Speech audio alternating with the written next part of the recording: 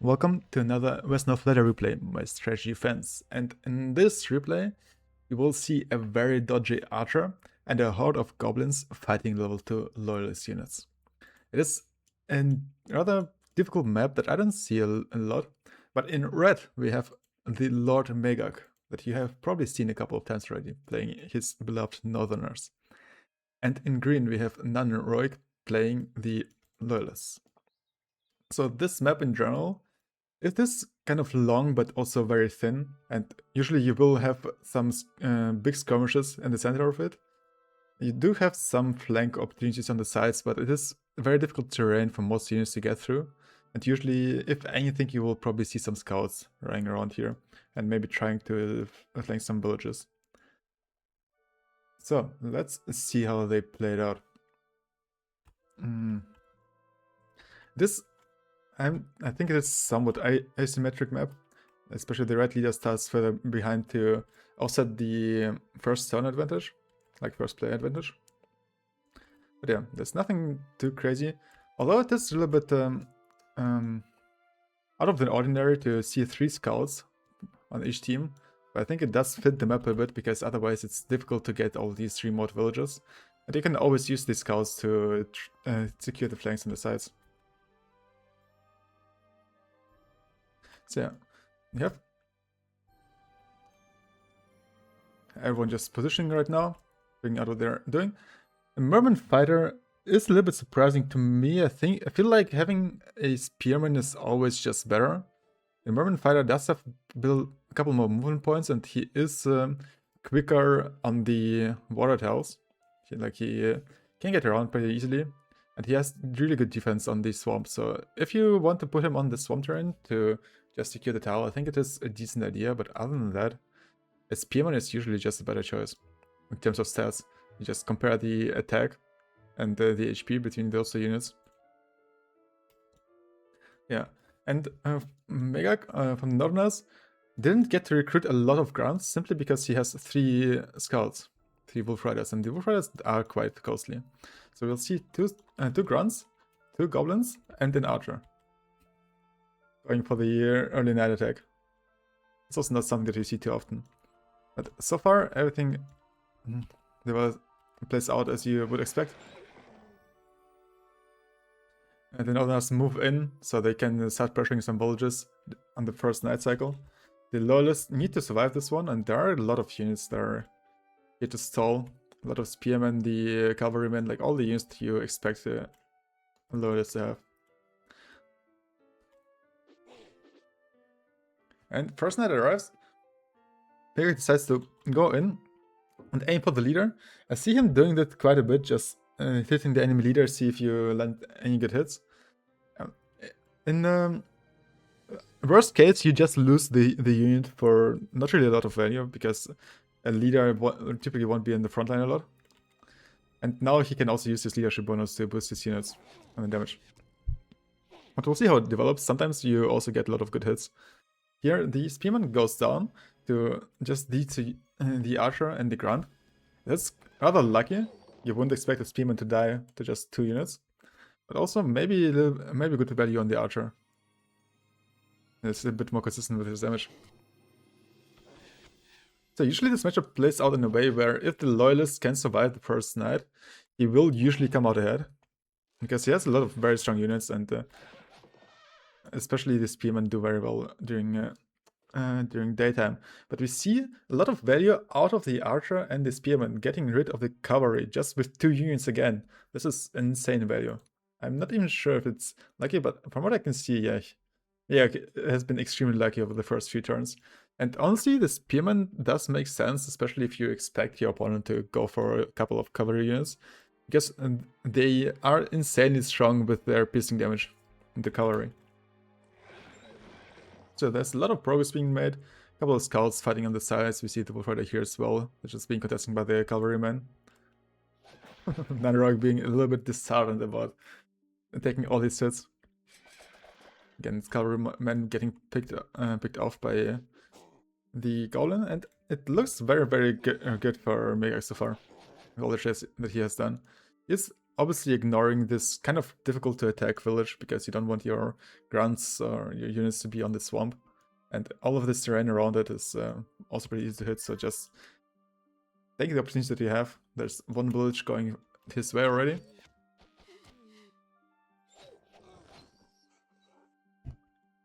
But it is also, like, nighttime is also about to end, so we'll see if he can survive with his units.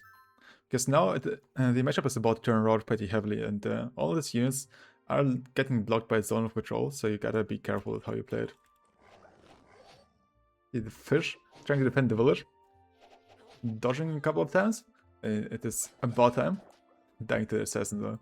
And if I check the statistics again, it is being somewhat equalized now. Like it's starting to lose, to miss a couple of hits.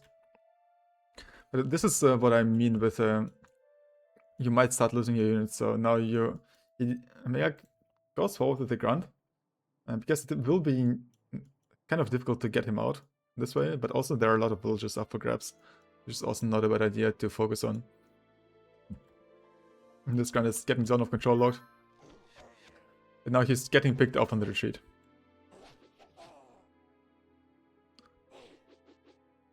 You see this archer. This archer is a little bit of a hero of this replay. Who's holding this village against... Oh, well, so far just the lieutenant and the spearmen. Again, the wolf rider getting zone of control locked. This grunt is the only one that can get out. And it is looking a little bit bad. Even though the attack was pretty good for Megac, he did get a lot of value and a lot of luck early on. He's starting to lose a lot of units, a lot of gold value. But he does get one village in return for now. And probably a second one later with this grunt.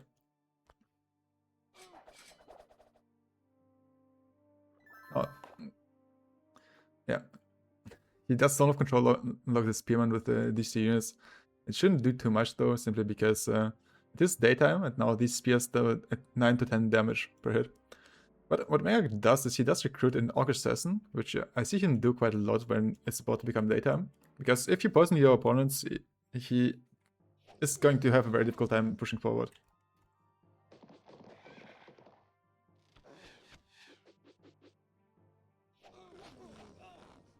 See, another day.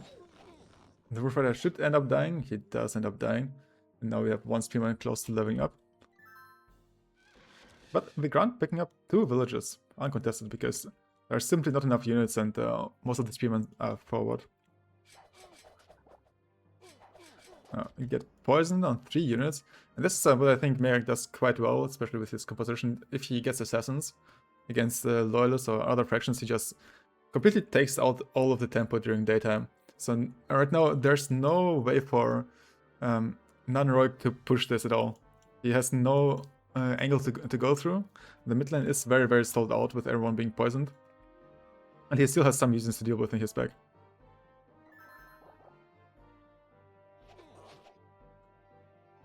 She does try. Doesn't get the kill, unfortunately. Otherwise, he would have had probably a Javelin already. And look at this. Look at this archer. He's been sitting here for 3 turns straight already. Still holding the village like a champion. Almost even picking up the spearman. Yeah, this about to be nighttime again. Let's enjoy this moment for a second. Was not quite enough to survive this time, but the village is still Megac, and oh my god, this archer got so much value. What a champion. Absolutely. Let me check out the sticks again. I mean, this is about to equalize, but Megac's still kind of in a good spot with his stats. And especially these 2 villages on the back that non-heroic lost are generating a lot of gold for him right now. So the main question here is that we are at nighttime and there are no more Orcish units left to really attack. Meanwhile, there are a lot of low loyalist units and a lot of units close to level 2. So how do you play on from this point? Because recruiting a lot of units right now to try and push you will never be on time. Since it takes quite a while to arrive. And then you need also to consider the Loyalists and their units, which will probably be starting marching forward. and try to play into you during daytime.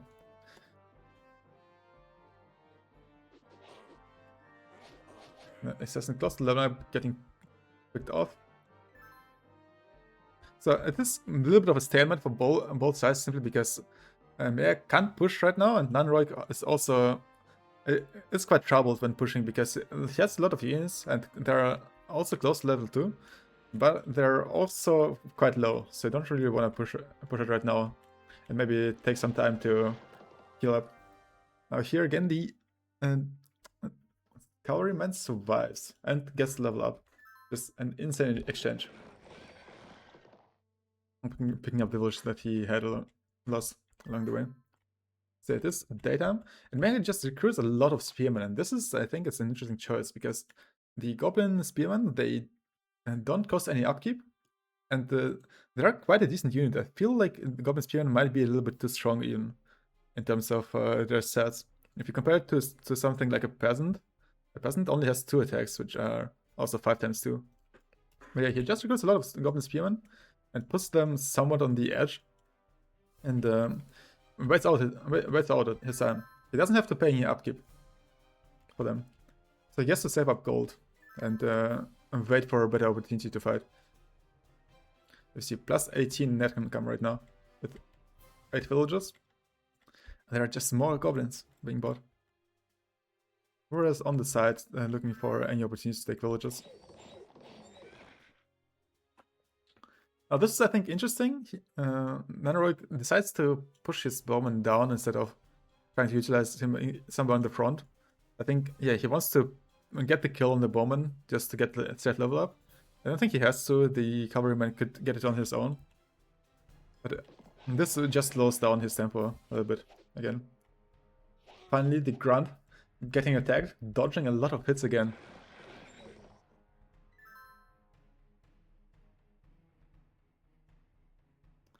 Yeah, at this point, both sides just need some time to recuperate, to regroup, to get in position again. Look at these dodges. If that's not a blessing from God, I don't know what is. The resilient grunt survives one more turn in this village. He's got so much value. I think he had 2 villages under control for quite a while. You get the first level up. The second level up, the first one was the Dragoon over here. The second level up going to the Longbowman. And those are a lot of scary units. There's a Spearman that is close to leveling up. There's level 2 Cavalryman, the Dragoon over here. There's the Bowman, so there's a lot of fighting power. And we have heavy infantrymen coming in, which are pretty good into most of the northern units. The assassins are a little bit annoying to play against, and the archers are kind of the hard counter. But you don't want to build archers right now if you're a Megac, so an interesting choice. It's just difficult to push with them, but I don't think he can push anyway. I guess he used all of his daytime to consolidate what he had.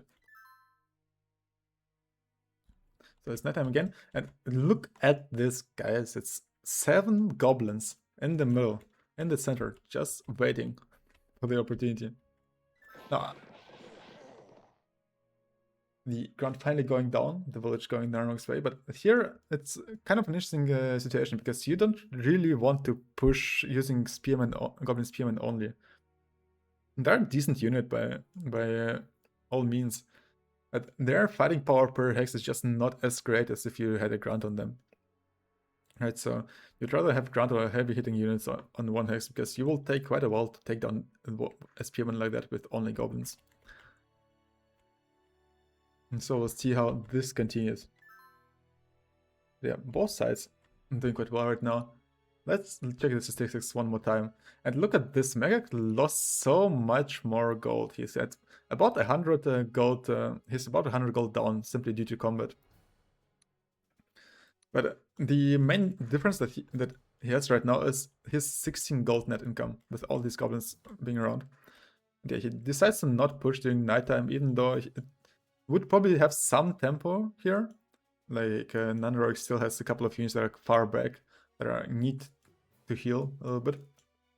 But it's just too difficult to push with the spearman, so Megac just plays safe, and he can allow himself to play a little bit greedy simply because he has 5 gold more income than Nanroik does with all these goblin spearmen around. And all these level 2 units, while they are strong, they do require more upkeep, which pulls him down a bit. So Nanorok needs to get into position to actually get a push going. Otherwise, he might just lose to a ton of Goblin Spearmen. Yeah, Megac goes back and he finally decides, okay, he has enough Goblins. It's time to get some grunts, get some actual pushing power going. I think it is probably the correct choice. Because you know the Loyalists will be coming at you this day. Or he should at least be looking into it. Otherwise he will just fall too far behind on the income game. And for that you need some units that are actually stronger than just a Goblin.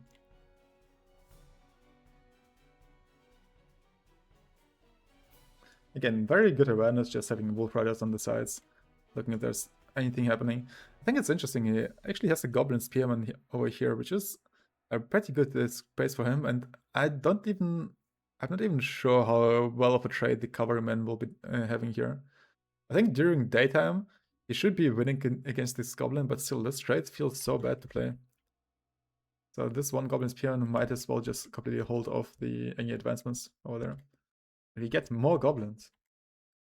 Like, isn't that insane? How many Goblins do we have on screen? We have 1, 2, 3, 4, 5, 6, 7, 8, 9, 10 Goblins on screen here.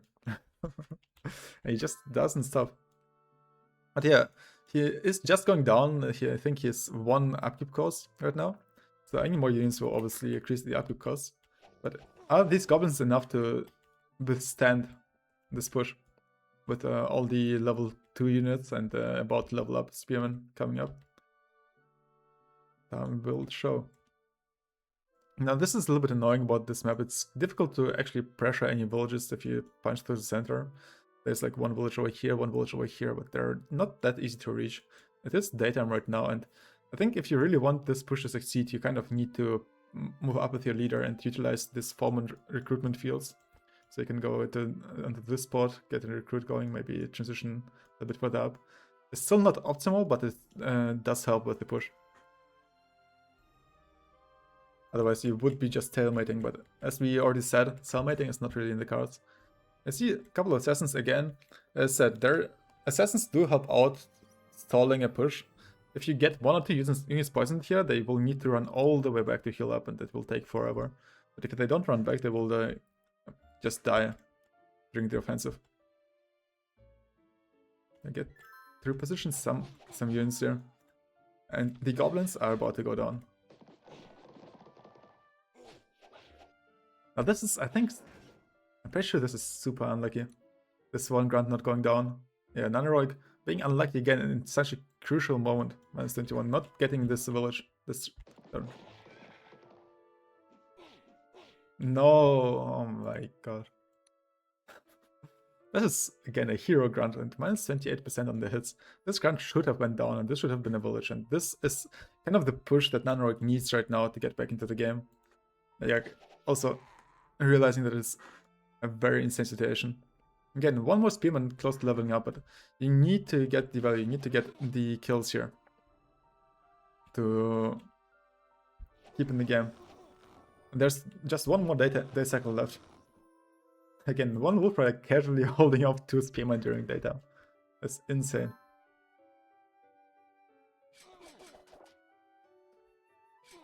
And the poison gets to work. Now the Spearman could level up if he gets 1 kill on the Goblin, and then he's kind of fine. But the question is, do you have enough time to actually punch through all these Goblins? There are so many Goblins around, and just killing 1 might take you up to 2 units turns, right? And until you get rid of all the Goblins, it will be nighttime again. At which point you should be in a kind of difficult position to fight the Northerners, especially if your units keep on getting poisoned. See all the Goblins coming around, using their range attacks, and again this grunt. Surviving for so long, but we have a Javelin here now, and this is the 3rd level 2 unit for Nanorok. Question is, can he keep up this position? These Goblins, they are not super healthy, they are not extremely strong, but there are a lot of them. As trying to somehow catch this Wolf Rider, but yeah, this is enough. Is it enough to block him off? I don't think so. I think he should be able to move through this way, yeah. It's still not enough. He needs one more unit. I think it would have probably been better to just use your spearmen to defend the village and keep these two forward. But I think it's just the retreat mode going on right now. And if you start retreating at this point, I feel like you will be losing the game. Look at all those recruits that are in the back with the archers coming around.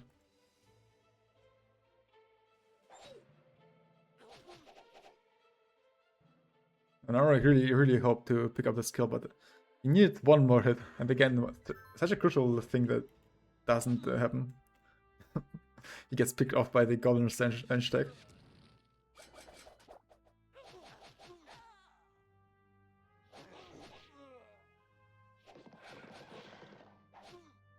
Okay, it's just getting the kills, but you see all these little goblins just coming forward, getting their little range tags off. Providing some value. And the real value is just the income that you have.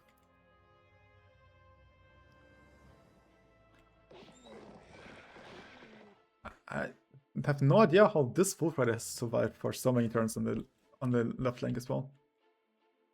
Yeah, as Loyalists, you kind of need to start moving back now, and at this point, this poison hurts quite a lot. Look at this Merman Fighter being poisoned, the Javelinier being poisoned. This is 8 damage each turn, which is really sizable. Get another unit being poisoned. You don't have enough villages for all the units at this point. And this is where having a healer would be amazing, but getting a healer as Loyalist in a 1v1 is close to impossible with the high experience that you need. Goblin moving up, fighting the cavalryman on the village, and I think he might end up winning if he's somewhat lucky.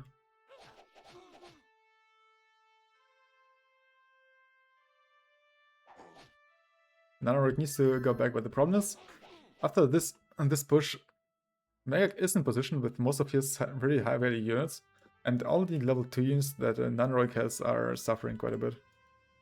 The Javelinier that's going down, the village is going down. And I think at this point, there's just too much of a swing to be able to defend. Get a crossbowman level up. Again, cheeky attack on the lieutenant, on the leader.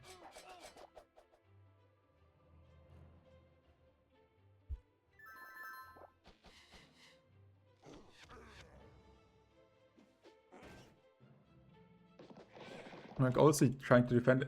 If he gets somewhat lucky, he might be able to defend this one, maybe get 1 or 2 more level ups and catch Megac on retreat. So Megac doesn't really want to take the risk, even though he is in a very good position. All of these units are kind of low HP, and you have the archer over here, the goblins over here to start fighting, even the leader close up to maybe get into some engagements or get some more recruitments. I think it's just better to back off right now. I think he did get a very good value out of these recent fights. He's still 100 gold down, but from the upkeep side, he's been eating very good. I really wish there was a setting to just see the full gold on the on map, but he has spent 444 gold for his units, while Nanorok is only up with 320 gold. So while Megac lost 100 gold of both of units, he also just has 100 gold more to spend on units in general.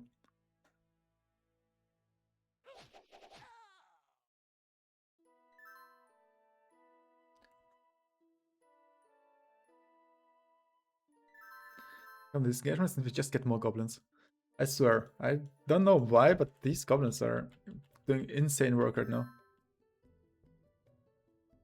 Getting more units, again, more assassins, which has been the theme of the game right now. Just throwing in an assassin right here, going for the poison. Making sure the Loyalists can't advance further than this, and you see, again, it's been 2 damage for the throwing dagger, and then 8 damage for the poison, and now he needs to go back. And can't push anymore with the spearman. Everyone starts retreating. I get another poisoned unit. And I think there's just so much coming at you. now it's not only goblins. I think most of the goblins died off, and now you have actual units fighting you. Which I still think this situation is very winnable for non-heroic. But having to step off of the village with the longbowman hurts. It's again 8 damage that you don't like to take. 3 out of 3 hits on the crossbow. Again, really good. And the goblins advance. And there are just a lot of units during nighttime doing damage, and these goblins are nothing to scoff at. The assassins with the poison, and I'm not even sure how to get out of the situation. Because you could try to give up your villages, but if you give up your villages, you are falling even further behind on gold, which is, I think, too difficult to deal with.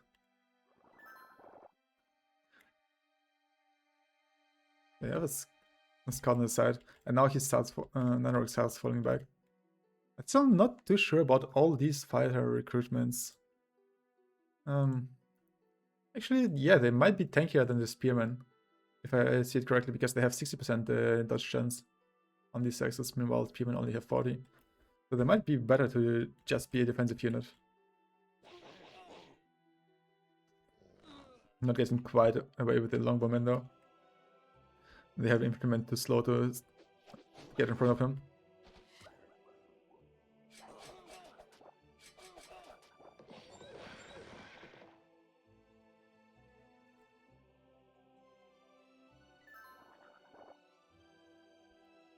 I think at this point there's really not a lot you can do. Again, the assassin surviving with 1 HP, really unfortunate. Not getting the kill on the ground. Not getting the kill on the assassin. And we got the first goblin leveling up to Goblin Rouser. Give me his leadership bonus even to the goblins around. You have the second goblin level up here, and right now you're just getting overrun even during daytime. There are too many villages lost at this point, and too many units lost. And once you lose your level 2 units, you don't have any advantage anymore in this position. Now, I'm not sure if there's much else you could have done differently on the Loyalist side, if I'm honest here. There was this one grunt sneaking past on the left side, which made it a lot, like, really awkward to play. But I'm not sure if there's a good way to prevent that one. Also, Nanorock is gonna try as much as possible. At this daytime, again, you can achieve quite a lot, but he still surrenders at this point, and honestly, it was a very impressive and fun game to watch. With all the goblins and the back and forth that you have, the use of assassins and in general the positioning, with a couple of lucky moments that kind of really turned the whole fight around. But that's Wesnoth for you. So, I hope you enjoyed the replay, and I'll see you in the next one.